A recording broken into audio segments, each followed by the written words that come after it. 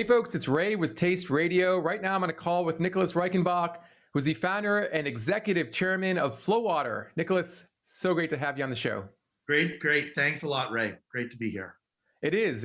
And before we hopped on the mics, or actually before we started recording, we were talking about our love of Scandinavian countries and Europe, and we had a really good conversation. I had no idea you lived in Stockholm for a time. That's so fun. Stockholm, just an incredible city.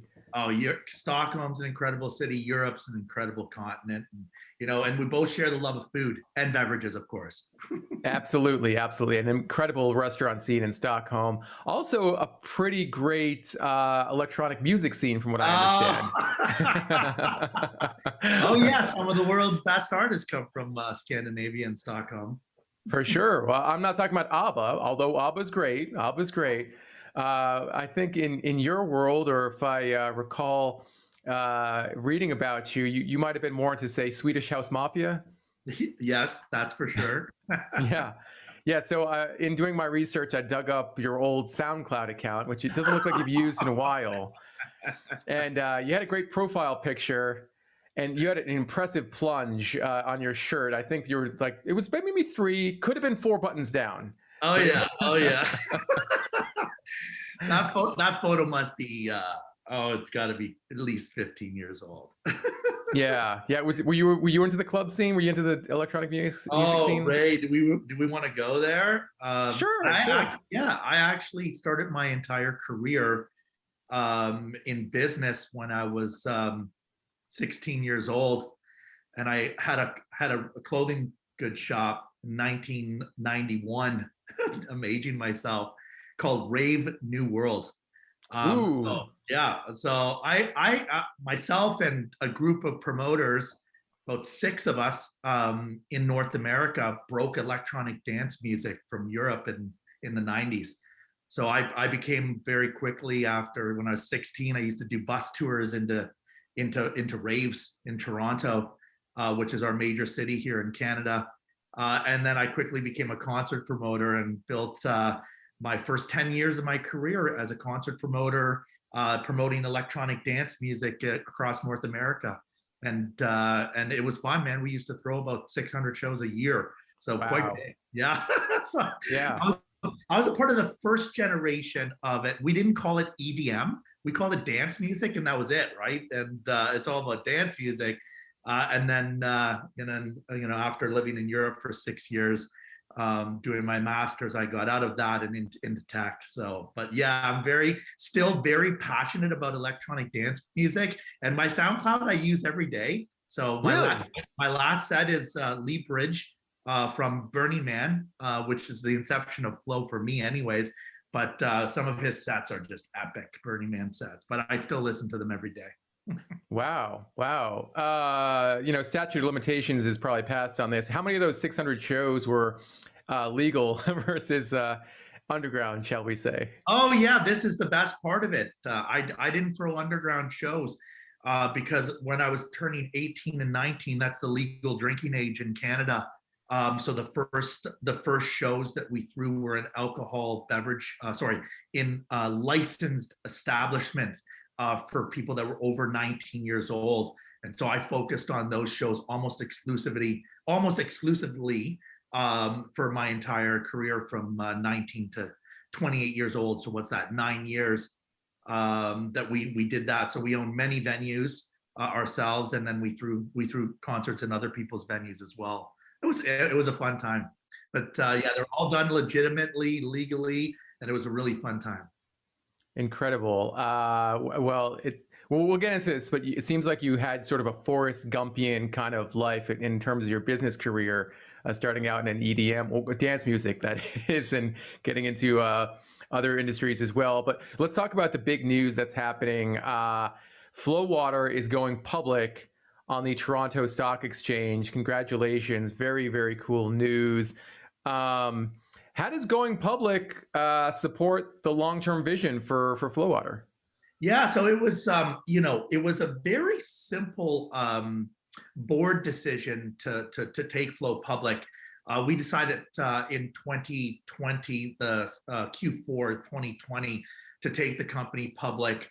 It was really a factor of that we've been preparing the company to do an IPO since 2017. So we listed on the Toronto Stock Exchange private markets platform, which is a pre-IPO platform that allowed us to do fundraising through what's called institutional IB investment banks and retail brokers and accredited investors in Canada and the US.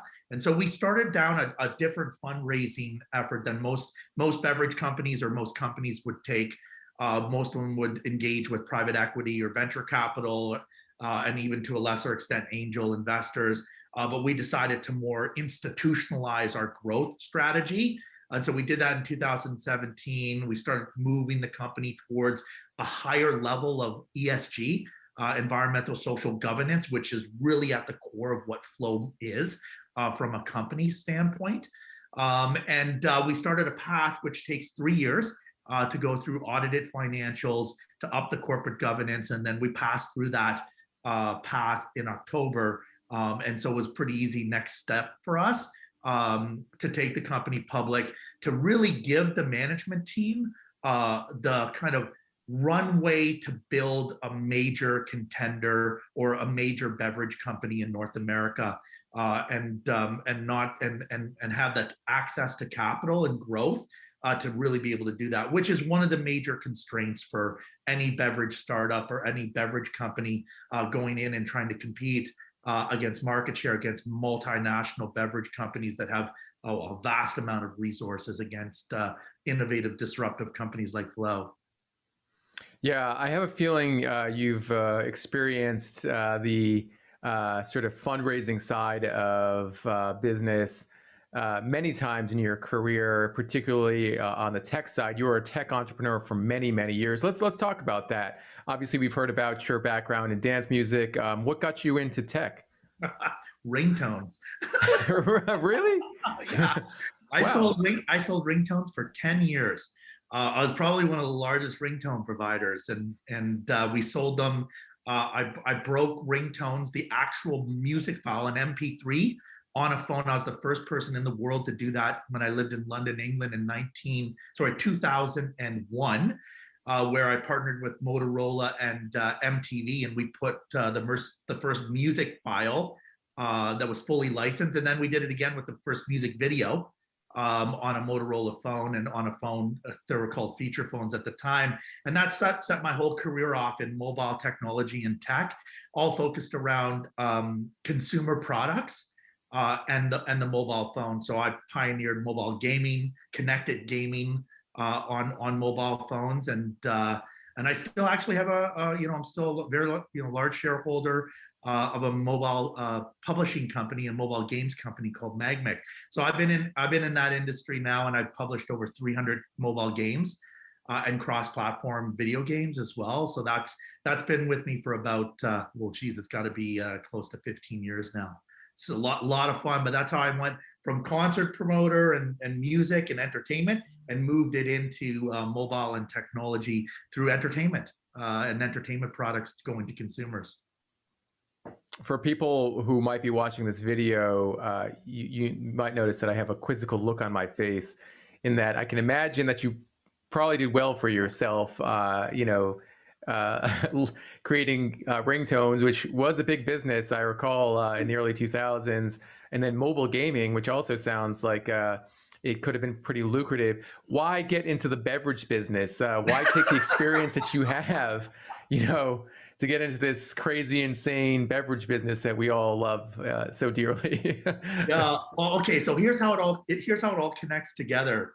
Because my whole life has been very serendipitous, and I'm blessed, and I feel grateful for everything that's happened. But when I started electronic dance music concerts and shows, I went over to Europe in 1993, and we went to this club called Creamfields in Liverpool. And we were watching this DJ Paul Oakenfold at the time, and I went to the bar to get a drink, and I may have been able to drink at the time, or just, 19 or, somewhere Statute of around, limitations is passed. I don't think you need to right? worry about I think I it. could have been able to drink it. So it was one of like the first, because I was 19 and I was able to drink, and it was London. I ordered a Red Bull vodka, and I had no idea what Red Bull was, right? That everyone's drinking this drink called Red Bull. So I ordered a Red Bull vodka, and I must have stayed up dancing until like 8 in the morning. Like, I was like, oh my God, this stuff is incredible. So when I came back to North America, I contacted the Thai family in Thailand, because Klaus, with the can, he did a deal with the Thai family too, and he was just really like, it was just getting into bars and restaurants and nightclubs in the UK, and Europe at large. So I contacted the Thai family. I started bringing container loads over, and effectively I broke Red Bull vodka on an on-premise strategy for the entire 1993 all the way through to 2000. And in 2000, we stopped distributing Red Bull, and I ended up selling the company. And so we divested out of the beverage portion of it, because I realized that Klaus was coming in with the can. And that was a force to be reckoned with. And I guess I was right, because that would have been a hell of a battle, because we were selling the Thai version of it, and he was selling Red Bull effectively. So all that being said, I knew enough about beverages to be dangerous, having done that on an on-premise strategy. And to a way lesser extent retail at the time, but it was mainly nightclubs and restaurants and bars that actually drank Red Bull. And then so, after moving away from that into tech for 15 years, the one thing that kind of followed through with me is my family owned, and now Flo owns it, but they owned a very large mineral water artesian spring. And for those that don't know, mineral water artesian springs, they're very rare. Like there's only a handful of them in North America, and there's only less than 100 that are being commercialized worldwide from companies like the largest mineral water companies in the world, like Evian and Danone, to Nestle. And mineral water is water that has minerals in it that are over 260 parts per million and under 500. So the range that you can drink mineral water is actually very small. And then the minerals inside it are even more complicated, because people want to drink mineral water that tastes great, right? So great tasting mineral water has two minerals in it, calcium and magnesium, and they're both functional in nature too. Obviously, calcium and magnesium, and then to a lesser extent, potassium and zinc. And so my family spring happened to have what I would call the perfect combination of minerals inside it at 333 parts per liter. It made it the most dense mineral water sold domestically in North America, against companies like Fiji, Evian, way lesser extent Voss, Icelandic. And so we were, that was behind me. And so fast forward, I sold one of my tech companies, lived in San Francisco, attended Burning Man, as you do when you live in the Valley, and you want your inspiration to change the world. And my inspiration was, let's get my family's artesian mineral water and let's put it in an eco-friendly pack made from plant-based material. And let's change the world by taking away single-use plastic and making it into a more domestically sourced and responsibly packaged water brand. Boom. Well, clearly you're a born entrepreneur. You have an idea and you run after it. In our world, that can be a little dangerous. So how much planning went into this? How long were you thinking about getting into the water business? Ray, it's kind of funny when you say that. I remember when I was throwing concerts in the 1990s, I literally had a wall of maps of the world in Canada. And I remember saying, like, oh my God, do you guys like, to my staff, do you guys realize that Canada has 25% of the world's fresh water? We're way over indexed. And so it was always in the back of my mind. but my old man wouldn't let me commercially develop the spring. So I asked him because we wanted to do private label plastic bottles in the 90s for all of our shows. And he said, no, no, no way. That was the nicest way I could put it. He's like, absolutely not. And then when I came back from Europe, I saw Voss in Norway because I lived in Stockholm. And I said, what about if we put it in a beautiful glass container? And he said, look, I'm going to be dead soon. You can do whatever I want, whatever you want with the spring. I'm like, oh, I think I'm making some progress here. And then fast forward about 10 years later, I came back and said, look, and I think we can commercialize the spring, do it responsibly, and really have a positive impact and legacy on the planet that would be that would make it a better place by doing this. And he said, go for it. So that's how I got into water. Well, there you go. Where'd the name Flow come from, and how'd you get it? It's a great name. It's a great brand name, and I'm surprised that it was available when you started the company. That's a whole other story. But I obviously married up in life. I have a phenomenal wife and partner. And so Tammy, my wife, when I called her from Burning Man, I said, oh my God, I got this idea. It's incredible. She said, oh, you got to call it Flow. I'm like, Flow? I'm like, a 4-letter word meaning water and the flow of energy and the state of flow? Because she was just reading this book called The State of Flow. And at the same time, and I said, oh yeah, it's a phenomenal name. There's no way that we'll ever get to use that name. Like a trademark would be almost impossible to get. Anyways, long story short, we started developing the brand, and we got incredibly fortunate and lucky. I was able to acquire the trademark for Flow, for all mineral water, spring water, and functional beverage. And that was a very select use trademark. But then we're also fortunate enough to partner with the company that owned the entire global trademark of Flow for this category. We ended up acquiring all the trademarks in 2017. So as of 2017, we basically own the trademark of Flow in every other country, meaningful country in the world. But we started off with just one trademark, Flow Water, and it allowed us to really grow the brand into, arguably, the brand platform that we have is almost as impressive as everything else that we do, with all of our 18 million strong customers, and the name Flow at the core really is the ethos of the company. Positive energy, positive reinforcement, and being the best of yourself for yourself and the planet. Yeah, when I think of brand names and trademarks that are just iconic at this point, you got to bring up Lance Collins, who obviously the founder of Fuse, co-founder of Body Armor, Core Water. He's got a bunch of other brands today. I mean, all these just great names.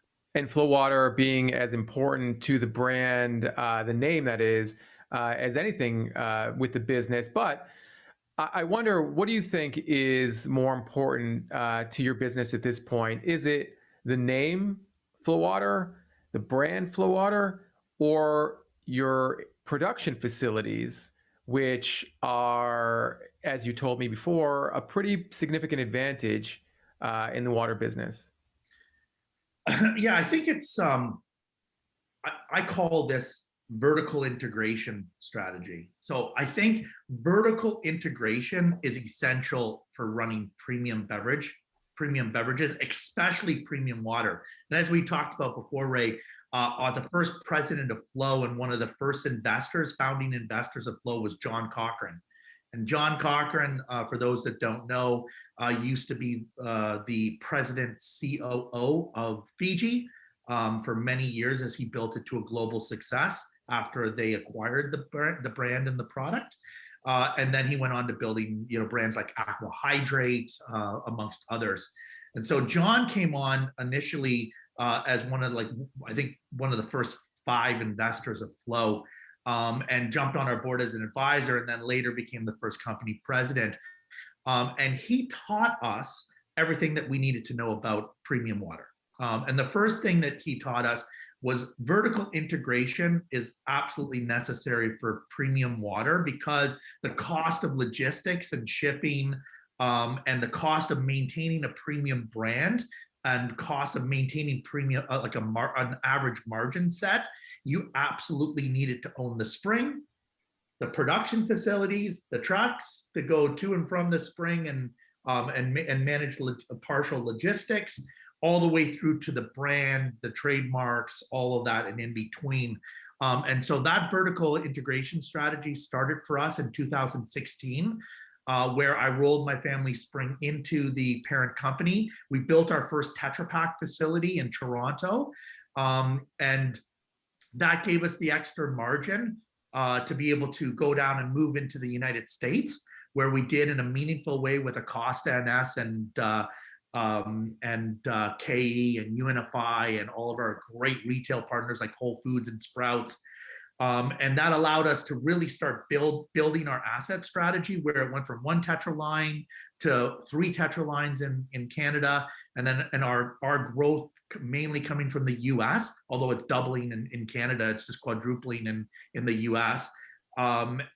We decided to go carbon neutral, but we also wanted to get a domestic spring, a twin spring to my family spring, and build out a facility in Virginia. We found one in Virginia, and we built out a facility to become vertically integrated, but also domestically sourced and packaged, allowing us to not only, I call it the triple bottom line: people, profit, and the planet.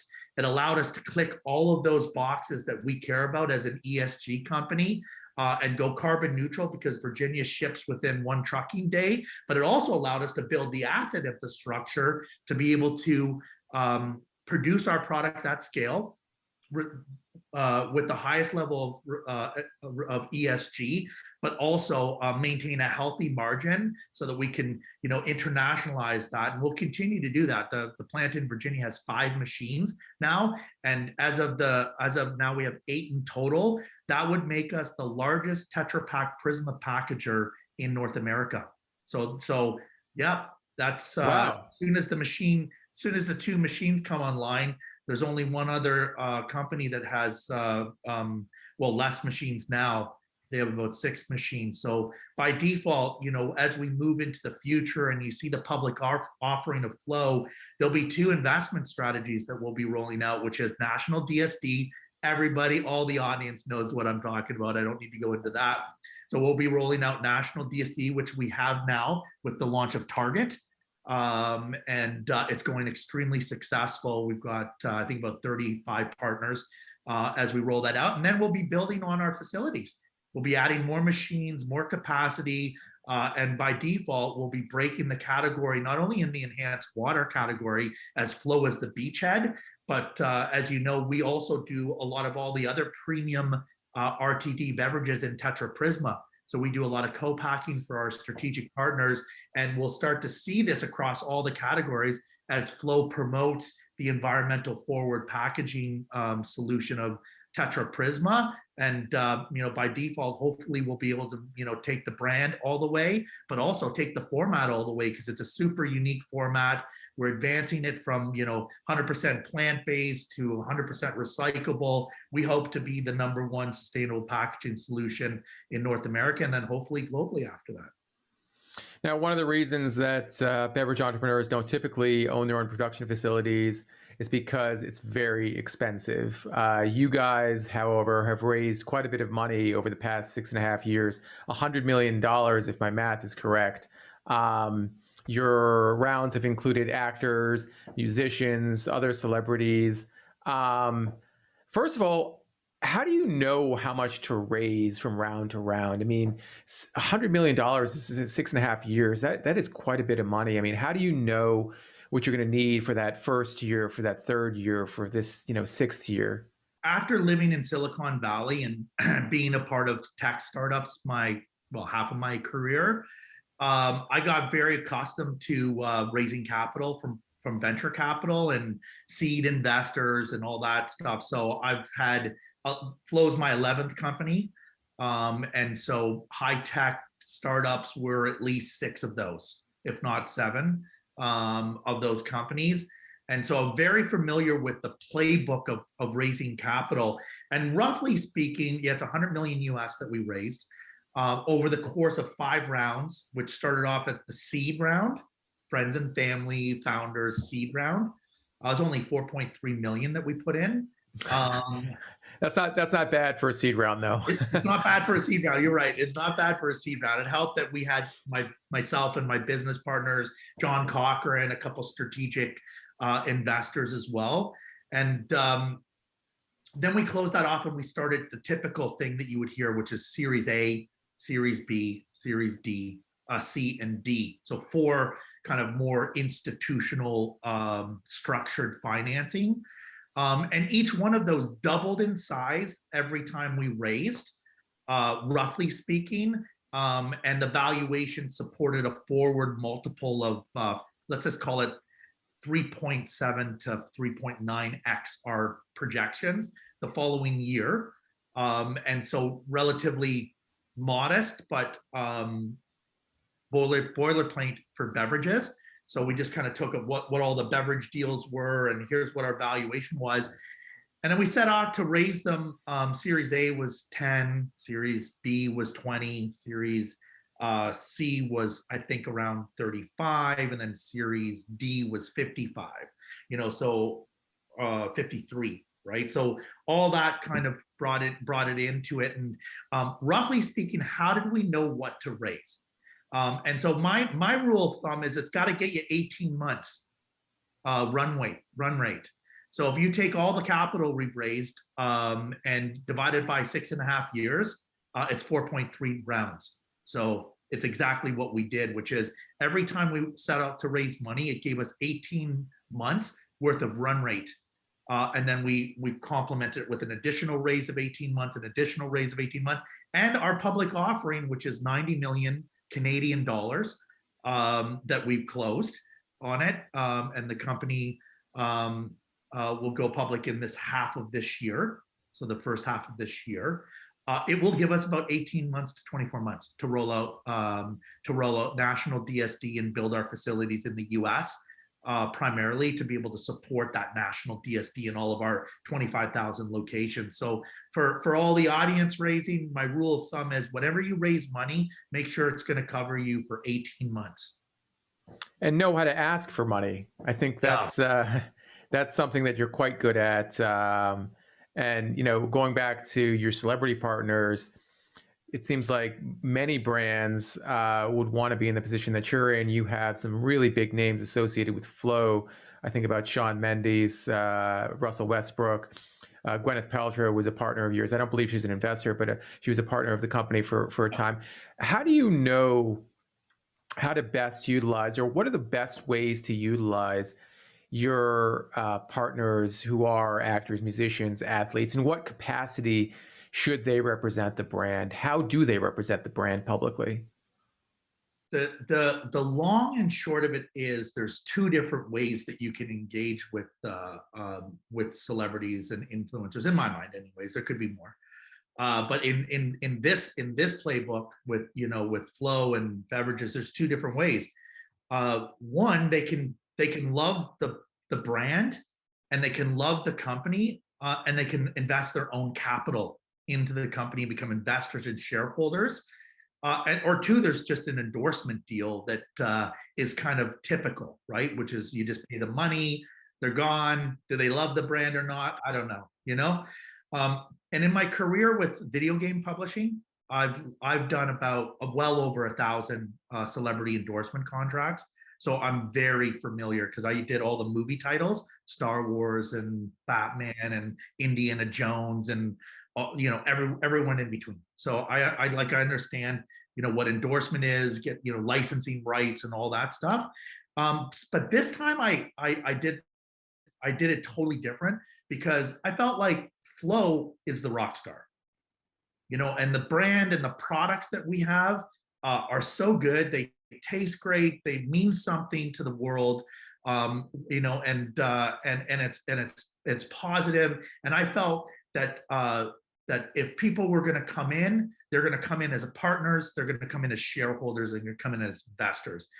So we set off to find a couple of in 2017, a couple of shareholders that would really help us build a family of investors and celebrities and influencers to really kind of kick it off. And it wasn't really by design, but we ended up getting not lucky, because I could say we got lucky about 10 times, but we got very fortunate to be able to engage with Coldplay, the rock band, and their manager Dave Holmes earlier on.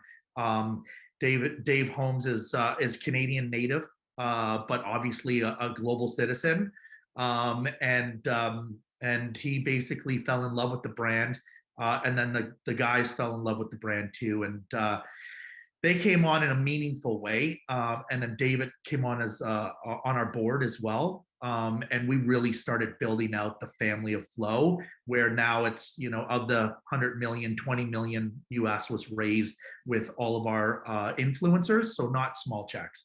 But they're all vested in the outcome, and they actually really love the brand and their customers. So they're not endorsement deals.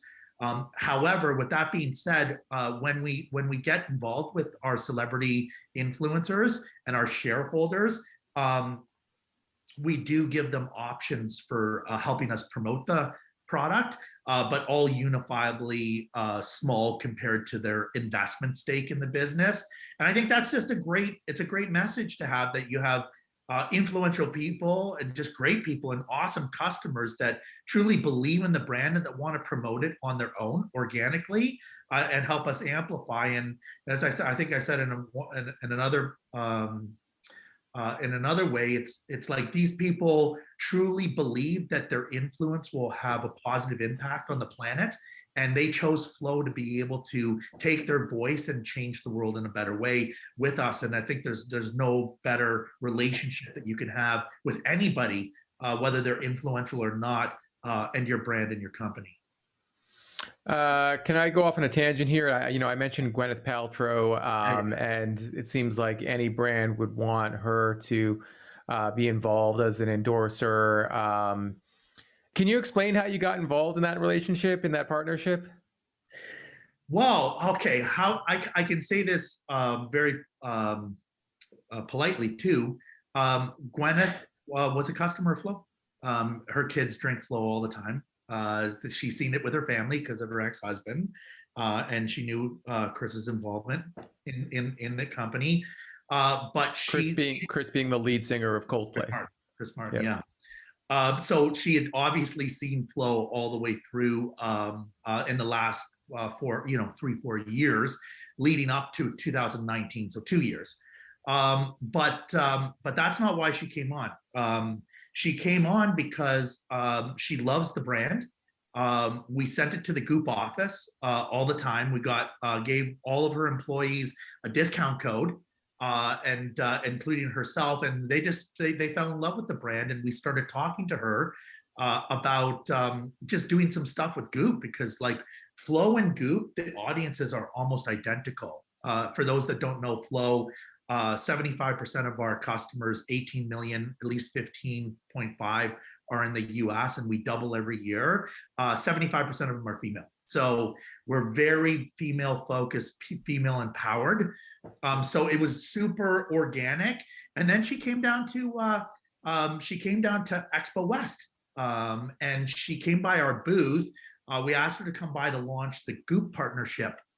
So we did like a kind of integrated Goop partnership with Gwyneth. And I said, well, why don't you come by, and we'll set up, some press, and come by the booth, say hi, all that stuff, walk the floor with me. And so she came by. We had a great launch of the Goop partnership, and we walked the floor, and I just threw it out there. I said, looks like you and Flow match a lot, and we're about the same things. And I said, would you consider coming on and being the face of Flow? And she said, I'd love to.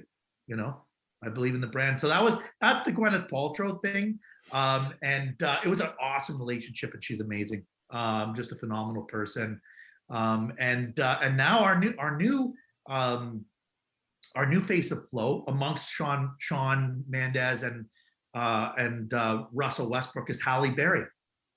And so Hallie and Flo are tied by the hip. She loves Flo too, and super passionate about changing the world.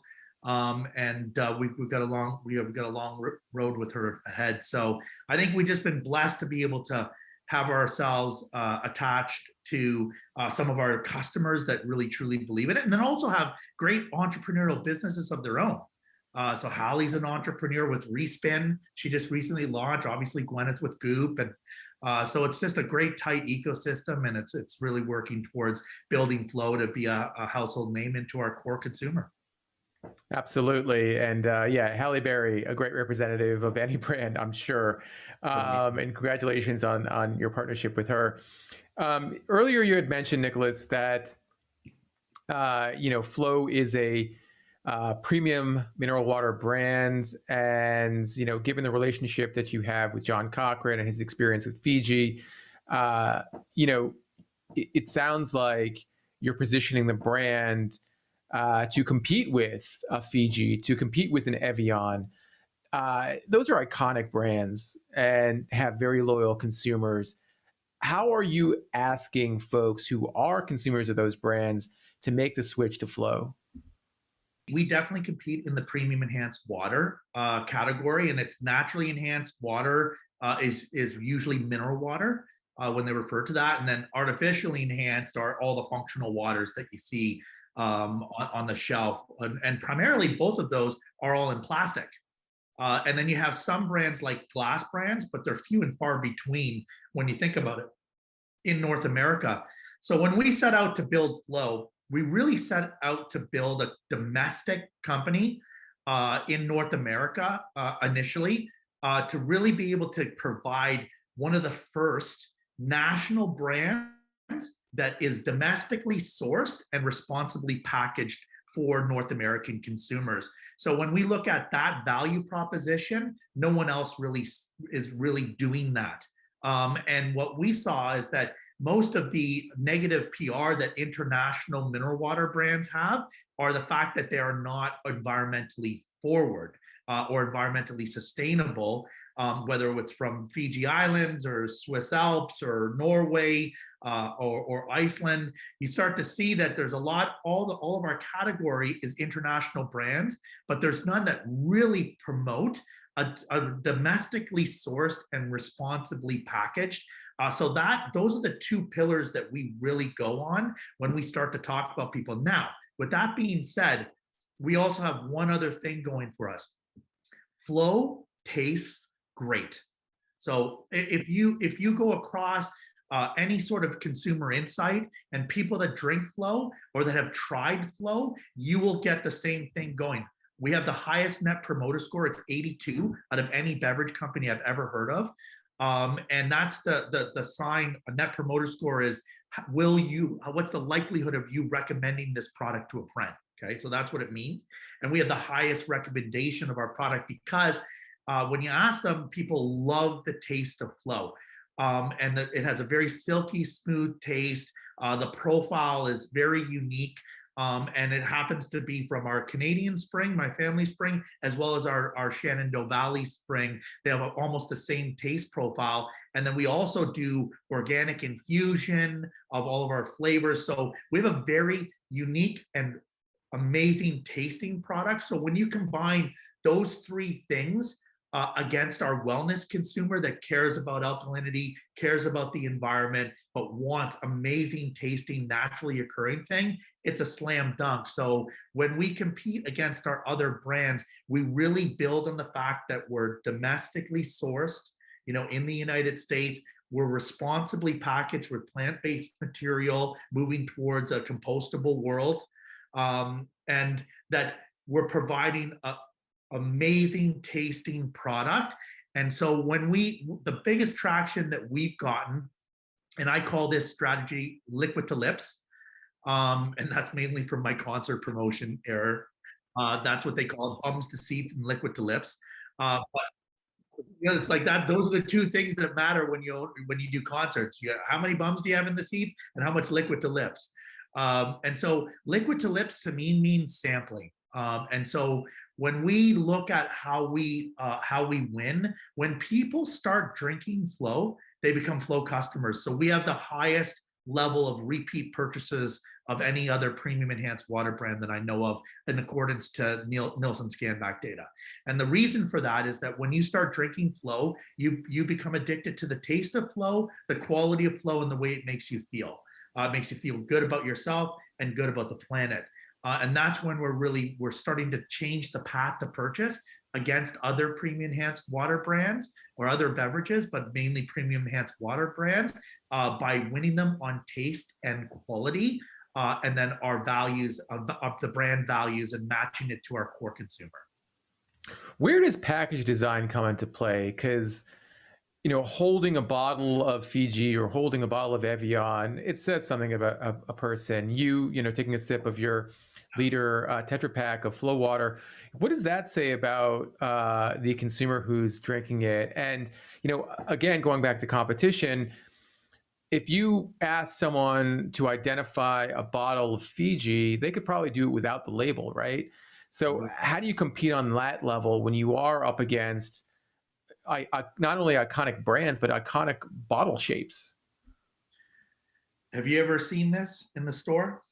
The 1 liter Tetra Pak, yes. Yeah. It stands out super unique because there's no other premium water brand that actually uses this format. And because we're the largest Tetra Pak Prisma packager, and we will be moving forward, that's one of our goals, is to really dominate that format for us and our partners that use Tetra Prisma. We're gonna make drinking Tetra Prisma and drinking Flow a status quo and a social change. And we're already starting to see that, where people are going, oh, I want to drink out of a different thing. Well, this is different, and the design of it is super unique to Flow, and it will continue to be unique to Flow. And I would say, arguably, that in the years to come, you'll start to see like this is a status symbol, just like owning a Tesla is a status symbol. We consider ourselves the Tesla of water. If someone asked me, I think someone asked me the other day, like, well, give me your Hollywood pitch. Flow's the Tesla of water. Okay, next, boom, right? And so when you look at that, it's amazing design, right? And I could talk about the product design all day with this thing. Sugarcane cap, never see sun or air, so there's no contamination inside. It's a beautifully designed package. It reflects off of it like it's moving water. And so we spent a lot of time doing that. So we have a super unique design, and we really think that, by great design and great products inside, you're really going to win at the end of the day. And so it's super important for us. And we feel that ours is so unique that we can take that shift of like what was a plastic bottle and move it into, now this is what I want to be carrying around. Now, Ray, this is the most exciting part about Flow. By far the most exciting part about Flow. Every week, we have multiple, what I would call super influencers that are caught drinking Flow that I have no idea how they got the product. Like Bill Gates, he drinks Flow. Kim Kardashian, she drinks Flow. Khloe Kardashian, she drinks Flow. And the list goes on and on and on, to the point that it blows my mind when I think about how many people that are influenced drink Flow. So, in my mind, it's only a matter of time before Flow becomes culturally relevant. And drinking out of responsible packaging becomes culturally relevant. The category that we're in, and these are stats that we pull from Nielsen, and the category we're in, so responsible packaged or alternative packaged premium enhanced water, is growing 8 times faster than the category average. So when you look at that, that's a testimony to consumers coming in and demanding choice and demanding change into sustainable packaging. And since we're one of the oldest sustainable packaging in premium enhanced water brand, we've have a first to market advantage to that as we grow and scale. But it's really the consumers are changing, and this package format and this package design, we believe is going to be the winning format.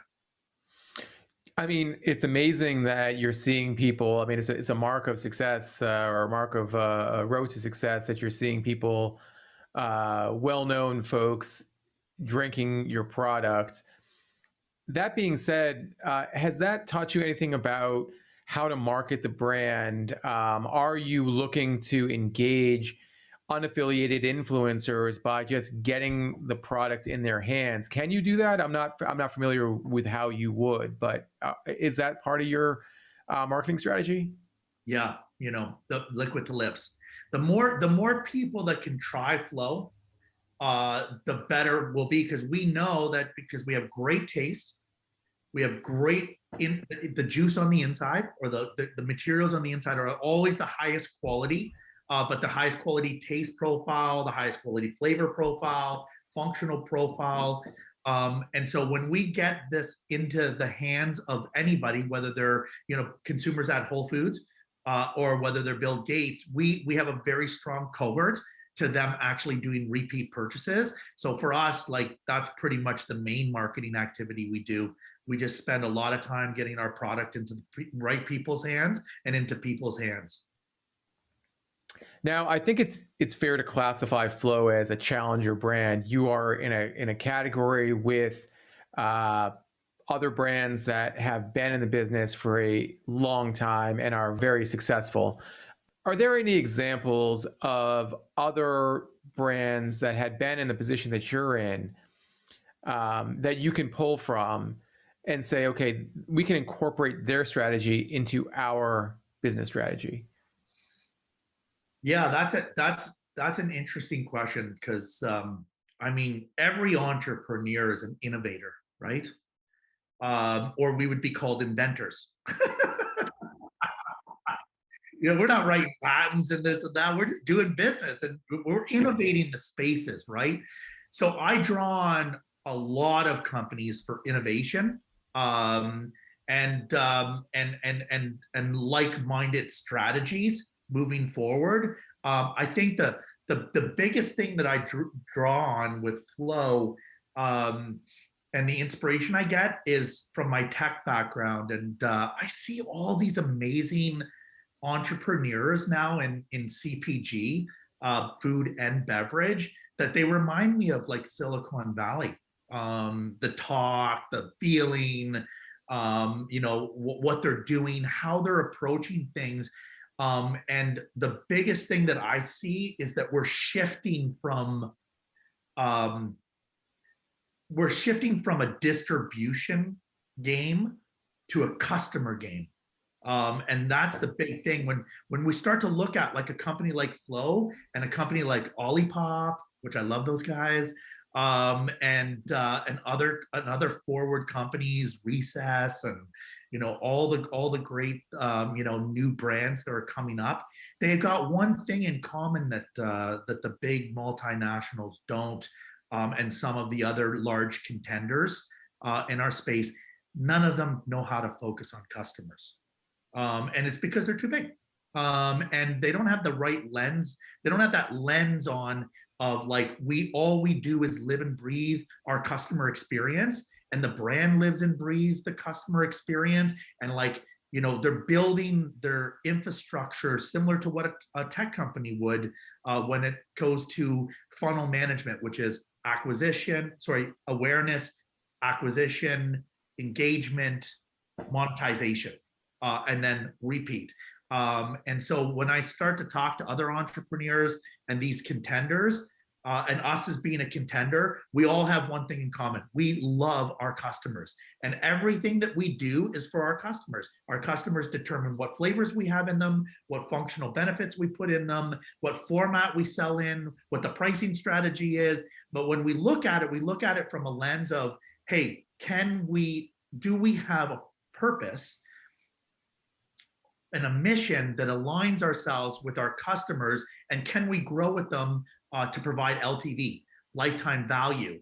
And so when I look at us contending against all the other amazing brands that I totally love and respect, in our category, the one thing that Flow has that no one else has, outside of our amazing water, coming from our artesian springs, that's super unique, is that we're customer focused. We have 18 million customers, and we call it customer love. We have a love meter that on our back of our tech platform that literally basically tells us whether our customers are happy or not, by how much tickets we do, what the customer service experience is like, how much social news that we get. And so when we look at our company, we really look at it like, wow, we're in charge of providing our customers with the best products, the best service for the best price.